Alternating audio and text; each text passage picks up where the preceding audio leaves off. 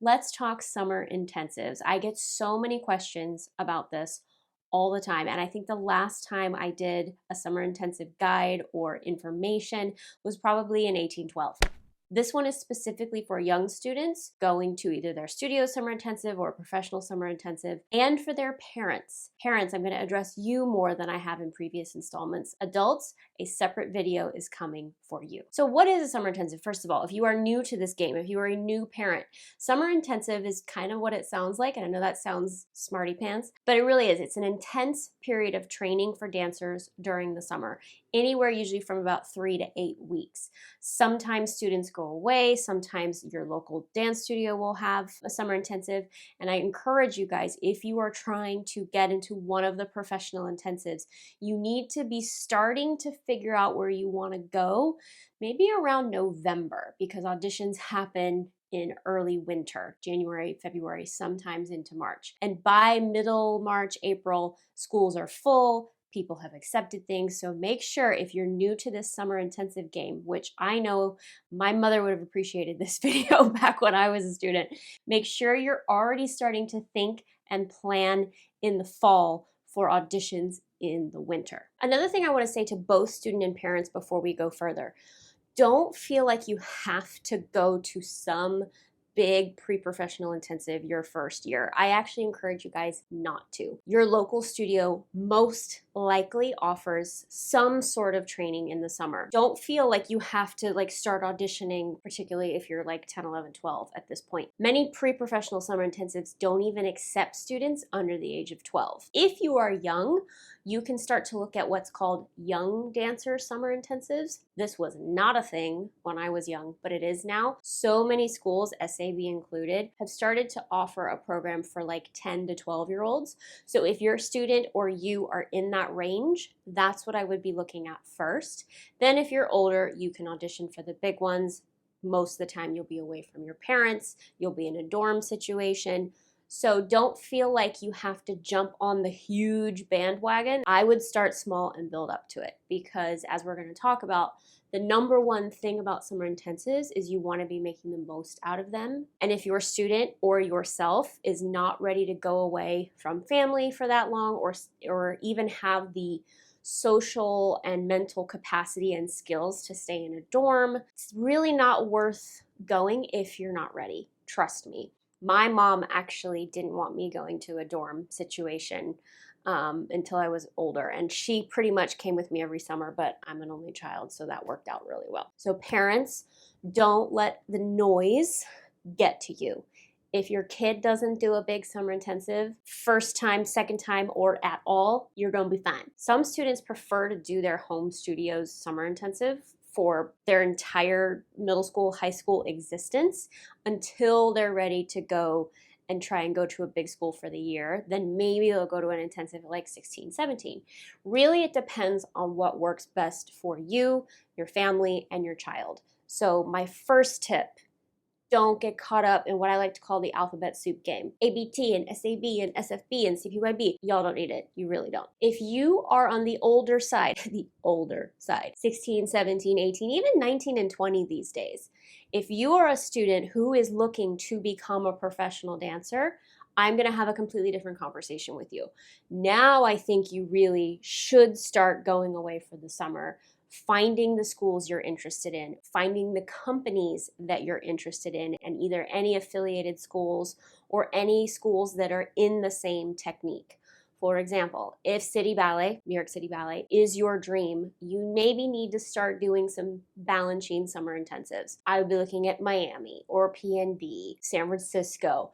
You need to kind of be going to the schools that will line up with where you want to dance. And don't put all your eggs in one basket, especially now with video auditions, dancers. If you're gonna film it once, send it everywhere, because you never know. You might get something you weren't planning on and go and love it. You might not get your number one pick. You might get your number one pick. But it's good to just have as many options as possible. Honestly, don't audition for just one, especially at video auditions. If you're gonna do one, send it everywhere. So if you're in this older age range, really be thinking about this. This is the next step in your career. because parents listen up as well. The difference in training between even, I would say, 11 to 14 is a whole different ballgame than 15 and up, no matter where you go.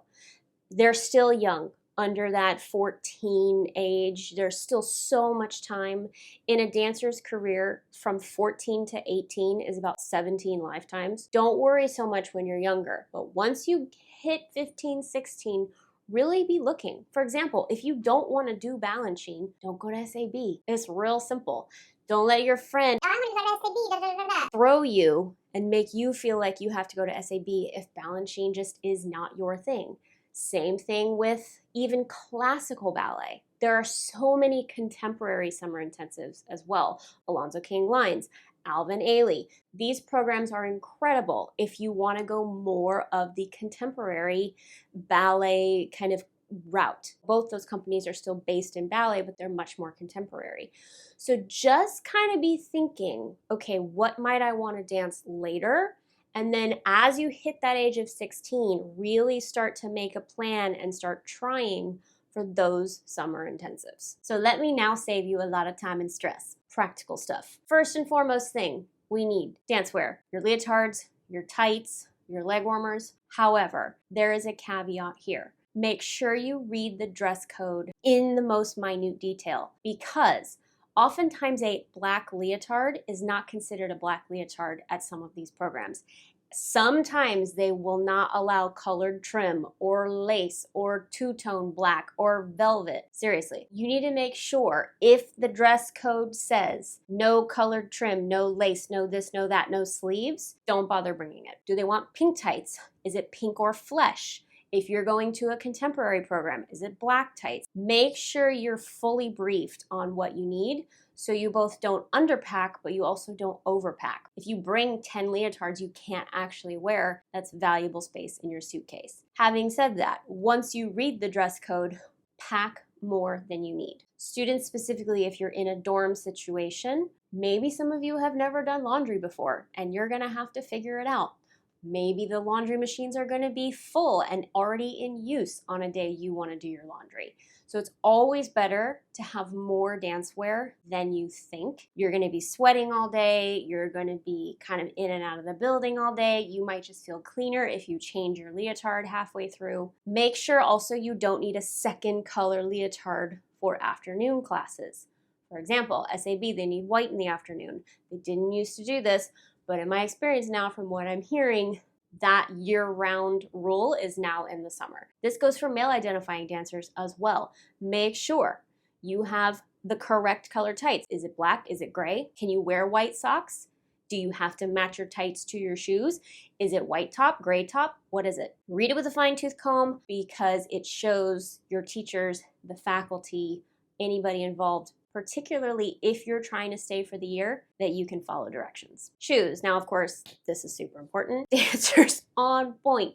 Pack more than you think you need, particularly if you are going to a place in a different climate than you. If you're going to Miami City Ballet for the summer, your shoes are going to break down so fast. I learned this in the company. If it's that humid climate, that humidity in the air is really going to mess with your shoes, so you're going to want to have more shoes than you think you need. Typically, because summer intensives are intensive, you're going to be dancing more than you would during the year.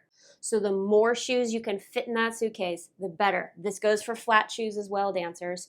You're going to be dancing a lot. What if you get a hole in the toe? What if you get, an elastic pops? If you're at a really big pre-professional intensive, be forewarned, older dancers, you're going to be doing technique class on point as well. I brought flat shoes when I went to SAB my last summer before I stayed for the year, but I did not put them on once, but still bring them. Do you also need socks or contemporary shoes? The little toe, I don't even know what those are called, the toe sock things for contemporary? I'm clueless there, clearly. What do they need for contemporary class? Some schools will specify. Make sure you have any extra footwear, character shoes for character class. That's a big one that many students don't take during the year. That suddenly come summer, you need a character skirt and you need character shoes. I would pack extra pairs of toe pads or anything you need in your shoes. What if you lose it? Is there a dance store nearby? I don't know. If there is, can you get there? Are you going to have to wait for the bus to take you to the dance store? You kind of have to plan for every scenario here. So just overdo it. That's why you're going to this intensive. You don't need 57 pairs of heels and 14 dresses and, 87 pairs of jeans. I would actually devote 3/4 of your suitcase to the things you're going to need at the intensive, because that's why you're there. In terms of warm-ups, bring some. You're going to need them before class or in between class. Most summer intensives are not going to let you wear warm-ups in class, but that doesn't mean you can't wear them in between or to get ready for class. However, this is another situation. I wouldn't bring 3 pairs of leg warmers. I'd bring 1 pair of leg warmers and 2 extra leotards. In terms of extra training tools for your body, tennis ball, TheraBand. Foam rollers are tricky, particularly if you're flying. Many schools have them there for you to use. Or you guys, if you meet each other on social media or through text ahead of time, maybe one person brings a foam roller in your little group and you guys can share. There are some things you can buy once you get there. Epsom salts are huge for dancers and they're so important. However, I wouldn't fly with them, speaking from experience. They tend to look like other things and the TSA will pull you over and be like, what are you smuggling on your flight? So I personally wouldn't fly with things like Epsom salts. Normally there will be an RA or someone in your dorm that can take maybe a group of you to a drugstore, to a grocery store, to Target once you get to where you're going. Bring your own water bottle, refillable waddle. We're getting to that point because most schools do have the filling up stations these days. I think it's just a way of the world now. So as long as you have yours and you have it for the whole summer, you're good to go on water. Then lastly, in terms of dancing, what I would bring is some sort of small notebook. Everybody talks about writing down your corrections, but it's so true, you guys, because it's so hard when you're in an intensive situation like this to remember even what the teacher told you the last class. So if you write them down as much as you can remember and then refer back to them, you'll be able to track patterns and see okay, what correction am I getting the most? And then there's your focus for the next day or the next week. But it also just helps your brain not have to think too far behind or too far ahead. When you've written down the things you've been told, you can really focus in class, in the present moment, and then just go on with your day. So you can also do this on your phone. I forget we're in the age of technology now. Back in my day, we had to bring a little journal, but you guys might even be able to do this on your phone. But just make sure you really are writing down your corrections. Otherwise, it gets very overwhelming and you'll just never remember. Lastly, of course, in what to pack, clothing, toiletries, anything you'd pack for a normal trip. Make sure you know where you're going. Some places are hotter than others. How many excursions are you guys going on? I know sometimes when you go to these summer intensives, they'll take you to the ballet, so make sure you have at least one nice outfit to be able to go out for the evening. Other than that, really prioritize all your dance things. So now let's talk schedule. Again, if you're a parent that's like, what am I sending my child to? Or if you're a kid that is like, what is happening? Typically a schedule for summer intensives, you're going to have anywhere from 2 to 4 classes a day. Depends on your age. If you're at one of those young dancer summer intensives, they're not going to be as rigorous as the older one, but you will always have a ballet class, usually first thing in the morning.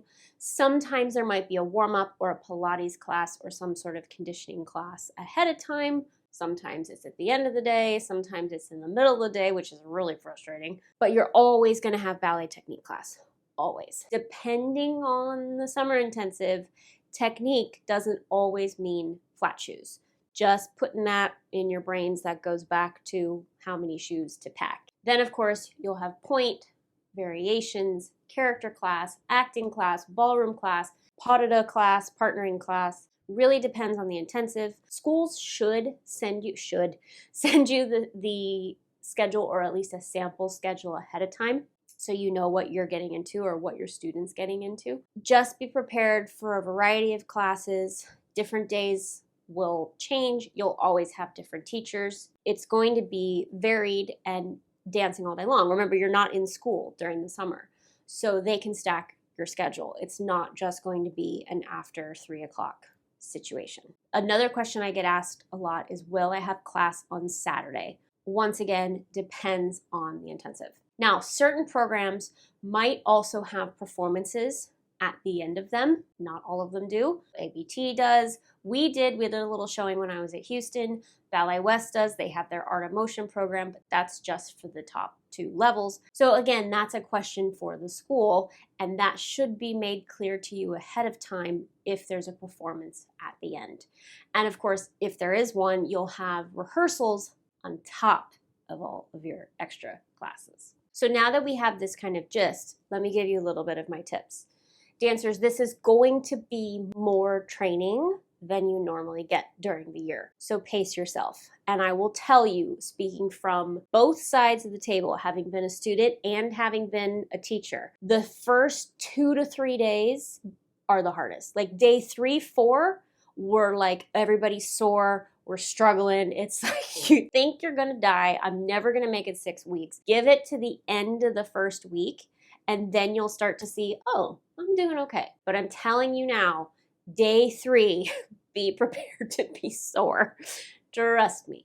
I remember teaching at many summer intensives, and day 3 I'd walk in and everybody just be like barely hanging on. So that is so normal. Don't let it freak you out if the first week it's a bit of a struggle bus. This is why it is so important to take care of your body, not only during the intensive, but leading up to it. I would be doing a little bit of extra cross training if you can. I would be doing some extra point work if you can. If your regular studio offers like summer classes or open classes or drop-in classes, make sure you're taking all of them if you're going to a summer intensive, because you really don't want to go from nothing to that kind of a schedule. You've got to prepare your body for it, even when you're young. So take care of yourself beforehand. Make sure you're eating enough. Make sure you're sleeping, you're hydrating, both before you get there and then while you're there. PSA, I'm gonna say this loud and clear. Summer intensives are not the time to like suddenly change it up, do a new diet, start a new thing, and I'm gonna start new supplements. No. You've got to be prepared. So once you're there, it's just an extension of your training, an extension of what you do. The summer intensive is new enough in terms of scheduling, in terms of classes, meeting new teachers, meeting new people, dealing with a dorm, dealing with weird, like, are you eating in a dining hall? Do you have to go to the grocery store? That's already going to be new. So you need to be really consistent up until you get there, and then keep that consistency going to give you your best summer possible. You will get at least 1 day, if not 2, off each week. Sunday, sometimes the whole weekend. Take your recovery seriously. Again, this is not the time to take up running or some other weird thing or be on your feet 17 hours a day on the weekend. Use your weekends wisely. You can go out, you can walk around, you can explore, you can go on the excursions, but also make sure you're sleeping, you're resting, you're, not on your feet constantly. Because remember, you're there for the training. You're there to improve your technique as a dancer. So the weekends, while they might be really fun and it's great to meet new people and make friends and have a community, remember why you're there. So be really, really smart on the weekends, because the dancers that weren't are the dancers that struggled the most. So recovery time is key. Another thing I want to talk about, and this is something I have not actually touched on before in previous installments of this, placement class. Many summer intensives, not all, will have a placement class the first day. If they didn't place you ahead of time based on your audition, they need to know where we line up. So let's talk about how to not let it throw you. Remember that these people may or may not have ever seen you dance before. So they are basing it off of 1 hour or 20 minutes or your audition or an hour and a half class. So this is not a personal reflection of you. It's not if you get placed in a lower level than you wanted, it is not, does not mean that you will never be a dancer. Remember, they are placing you based on what they see in front of them, based on who else is there. For example, you might be the top student at your school. Great, 100%. But in terms of placement for the summer intensive, where do you fall with all the people present? Not necessarily where you are during the year. There are lots of factors. If you get placed in a level you're not happy with, if it's a lower level than you thought, it's not a judgment of you. It's just a first impression of where they think you are. This is what's going to serve you best with all the people present. Every school has sort of their own internal level system, like what they consider to be level 1, level 2, level 3, or red, yellow, green, blue, whatever, if they're using colors. It's sort of an internal structure within that school. No matter what level you get in, accept it with grace, and your job is to then work as hard as you possibly can wherever you are placed, because these teachers know what they're doing. They know the standard, they know who else is in the room.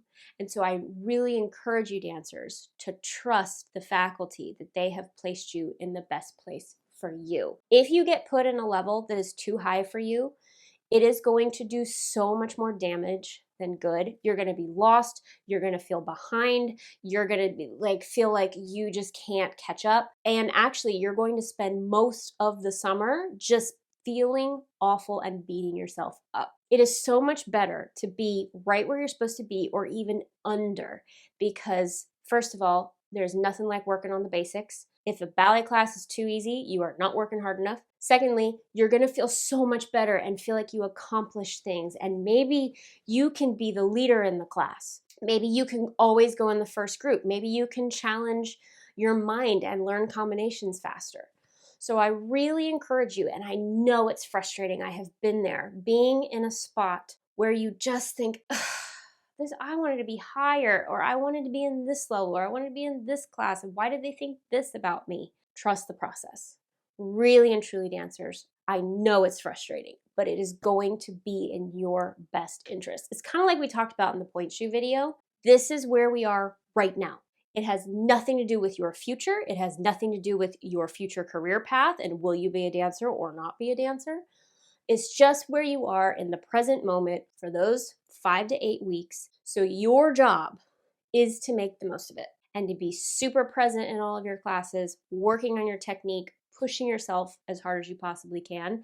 And I promise you, if you view it that way, you are going to have the best summer. So now I want to talk about the emotional side of summer intensives, and this is not something I have addressed before. This is for both dancers and parents. You're going to be in a room full of people you may have never seen before. They might be from a completely different country. They might be above you. They might be below you in terms of technique. It's going to be a lot to take in, particularly that first week. Naturally, your brain is going to just automatically go into comparison mode. Better than her? Am I worse than her? She had better feet. She had better turnout. What about him? What is he doing? Is he taller than me? Is he shorter than me? Can he do more pirouettes? If you're not careful, that part of you is going to take over everything else. However, this is very, very normal, but it's not useful. So just start to be aware if the little comparison gnome is sitting on your ear or sitting on your shoulder and going, it's your job to be aware of it.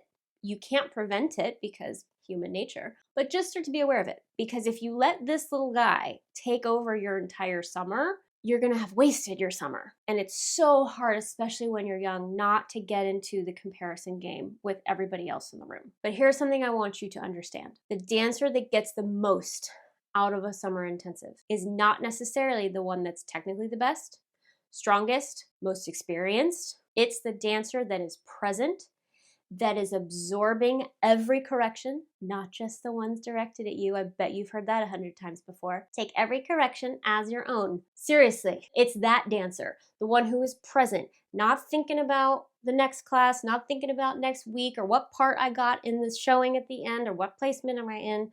The one who is right there, learning, absorbing, and really pushing themselves to their best ability. They are the ones who will absorb the correction and take it as feedback, not an attack. It's the dancer that's going to say, oh, okay, this teacher is there and they're on my side and they're giving me these corrections to help me improve. They've put me in this level and this is where they think I would improve the most, so I'm going to make the most out of it. That's the kid that gets the most out of the summer intensive. I'm sure you've heard this before, but corrections are not criticism. The teacher is on your side. It is our job, literally what we are paid to do, to look at you and tell you what you're doing wrong, to then make your life easier, to then maybe help you do this for a career. So corrections are for you, dancers. And again, I know you've probably heard this, but until you start viewing them that way and until you really start to kind of get that in your brain, it's going to be an uphill battle. So just know that any feedback you receive, the criticism, the correction, it's there for your benefit. Use it. Know that that teacher is really helping you to make you not only a better dancer, but a better person. Parents, this one is for you. Your dancer may call you crying, particularly the first week, if it's a new experience for them, if it's a new intensive for them, if it's been a rough time, if they didn't get the placement, they might actually call you struggling. And so what I encourage you all to do is to be that support and just encourage them. From my perspective, and I've been in this industry for 20 years, and I did my first summer intensive 25 years ago. Having been on both sides as student and teacher, it can be rough. It's not all just like wine and roses and lovely. So as the parent, please understand that if your student is having a rough time, particularly the first week, they're probably just like dealing with stuff. They're going to get through it. I encourage you all to be that support system for them and not try and just validate every little thing and, well, fix this and do this and you need to da-da-da-da. Just sit there, be the shoulder they need to cry on, listen, be encouraging, and know that your kid is really strong, especially if they're in ballet. They've had to be strong, and it's going to get better, and they're going to figure it out, and they have people to look after them, because a lot can happen after the first week. I have seen kids who are miserable week 1 flip a switch week 2, and they've made friends, and we had an outing on the weekend, and we all stayed up in our dorm room and chatted. Oh, I got a great correction from a teacher today. I mean, we all remember being 12, 10, a teenager, and like things can just change like that. So think of it, parents, as a long game, an overview of like 5-8 weeks, not day to day to day to day to day. We have to fix problems immediately. Obviously, if there's a big issue, if there's something that's not okay and not healthy for your child, step in and fix it. If there's a toxic environment, something someone said inappropriate, if you feel your child is in danger in any way, step in and fix it. But if they feel like they're not good enough, if they feel like they're in, a wrong level, think a little bit longer, broader game for your kid, because usually things start to iron out by second or third week. But once again, if it's a big problem, you know the difference, parents. You are smart. If there is anything inappropriate, unsafe, you all know what could happen. If you hear things, step up, speak up, 100%. Don't be afraid to speak up then. Now I want to talk to the students who want to stay for the year. So I get this question a lot. I want to stay at SIB for the year. I want to stay at Houston for the year. How do I get them to recognize me? Number 1, know before you get there if there's something you have to do to be seen to stay for the year. It's not the case anymore at SAB, but when I was there, and maybe this has changed, if I'm wrong, correct me, you had to let them know you wanted to stay, okay? They had to know, otherwise they weren't gonna ask you. So make sure there's not like, okay, do I need to put my name on a form somewhere? Do I need to call ahead of time and say I'd like to be looked at for the year? Know that going in, but also, and I cannot stress this enough, dancers, the teachers are looking at you for year-round programs, not just when you are dancing. There is a mirror in the room, and we can see what's happening behind us. Are you paying attention? Are you marking? Are you going more than once? Are you in the first group and can get it really fast? Are you giving the arms and heads they gave? Are you being told the same correction 14 different ways and not applying it? That's what they're looking for, not just who has pretty lines, feet, and turns. Little things add up. They're looking at you not only as the technical body in the room, but is this someone that is coachable? Is this someone I can work with all year? Do I want to work with this person all year? Again, longer game. One bad class is not going to make or break you. Oh, I fell out on my turn. Oh, my arabesque wasn't as high. I didn't do as many pirouettes as I did yesterday. That's irrelevant. They are looking for the students who are coachable, who take corrections, who are paying attention, who can get the combination the first time the way they gave it. So don't worry about just what's happening when the music's playing. You also need to be worrying about what's happening when the music's not. If you view your whole time as an audition, in the studio, in the hallway, all of it, you're going to be just fine. Okay, the last thing I want to talk about is community. So many dancers go into a summer intensive going, I'm not here to make friends. But let me encourage you dancers, I would have a different approach. I had careers with people that I went to summer intensives with when I was 12 and 13 and 14. Myself and Brittany Pollock, who is a soloist with New York City Ballet. I believe she just retired. She's married to Jonathan Stafford, the director. She and I were at SAB together when we were 13. Other students I was at CPYB with when I was 12 that I had careers with at City Ballet. Erica Pereira, another soloist, was one of them. I was also in class with Samantha Galler, who is now principal with Miami. These students that go into summer intensives trying to not talk to people and not make friends, the dance world is very small. And it's going to be so much better if you have a support system around you, if you have a couple of friends. I'm not saying you have to be friends with the entire class, but 2 or 3 people, have your group.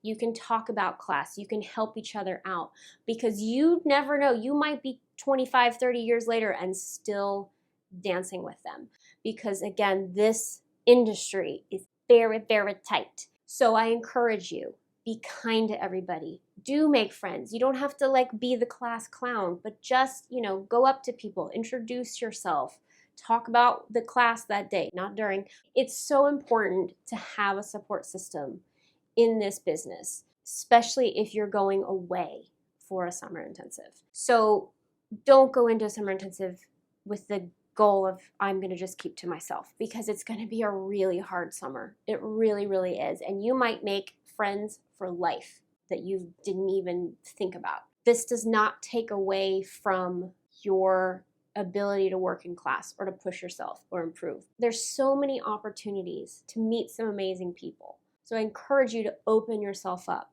and just be nice and friendly and make friends because you might be with these people for the next 30 years. So if you go in prepared, ready to work hard, ready to make the most of whatever level they put you in, applying corrections, being coachable, being kind, humble, attentive, and just doing your best, you're going to have an amazing summer no matter where you go. Doesn't matter if you go to your local school or to some big intensive across the country. It's really about you, the focus you come in with, what you put into it. All of that is going to help you improve. If you go in like that, you're going to have an amazing summer no matter where you are. I hope this helped. Leave me a comment. Let me know any summer intensive experiences, where you're going. Would love to hear from you. If you missed that video about going on point or not, if your teacher says you're not ready, it's right there. You can click it to watch. I love you guys, and I will see you next time.